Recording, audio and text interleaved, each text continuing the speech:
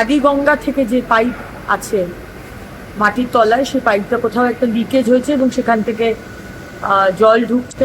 পুরো জায়গাটা যেখানে জল জমেছে সেই জায়গাটাতে জল সাকশন করে অলরেডি কাজ চলছে এবং আশা করছি 1-2 ঘন্টার মধ্যে জল নেমে যাবে।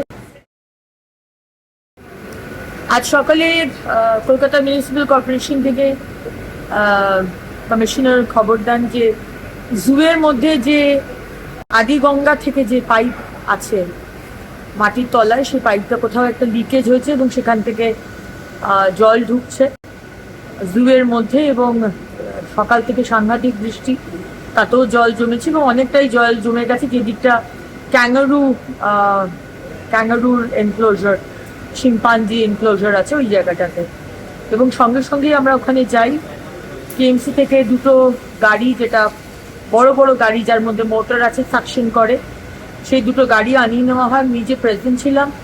পুরো জায়গাটা যেখানে জল জমেছে সেই জায়গাটাতে জল সাকশন করে অলরেডি কাজ চলছে এবং আশা করছি 1-2 ঘন্টার মধ্যে জল নেমে যাবে। সেরকম ভীষণ একটা জল জমেছে তা নয়, তবে জল জমা শুরু হয়েছিল।